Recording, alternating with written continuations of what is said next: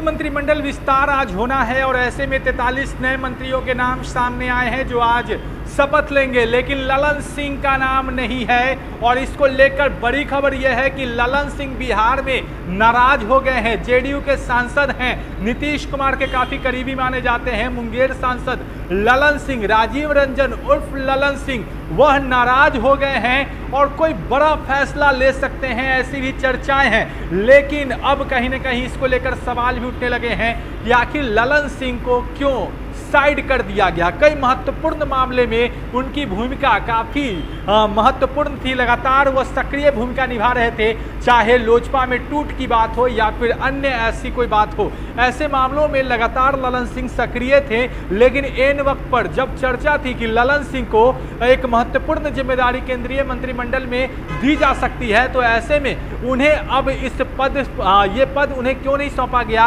मंत्रिमंडल में उन्हें शामिल क्यों नहीं किया गया। चर्चा है कि ललन सिंह बहुत ही ज्यादा नाराज हो गए हैं और इस्तीफा भी दे सकते हैं, तो ऐसी खबरें चल रही हैं। लेकिन जिस तरीके से यह भी बताया जा रहा है कि नीतीश कुमार या फिर जेडीयू के तमाम दिग्गज नेता अब उन्हें मनाने की कोशिश में लगे हुए हैं, कवायद शुरू कर दी है, तो कहीं ना कहीं अब ललन सिंह को मनाने के लिए लगातार संपर्क साधा जा रहा है। लेकिन बार बार ये सवाल उठ रहा है कि आखिर ललन सिंह को क्यों मंत्रिमंडल में शामिल नहीं किया गया। इसको लेकर बार बार सवाल उठ रहे हैं, तमाम लोग इसको लेकर सवाल पूछ रहे हैं कि एक तरफ जहां आरसीपी सिंह और ललन सिंह के नाम का जिक्र था, यह भी कहा जा रहा है, चर्चा यह भी है कि ललन सिंह और पशुपति पारस में से किसी एक को चुनना था, जिसमें अब पशुपति पारस जो हैं वह केंद्रीय मंत्रिमंडल के लिए सिलेक्ट हो गए हैं और उन्हें केंद्रीय मंत्रिमंडल में शामिल होना तय हो गया है। तो ऐसे में ललन सिंह को लेकर अब बार बार ये सवाल उठ रहे हैं कि ललन सिंह क्यों नहीं मंत्रिमंडल में शामिल हुए।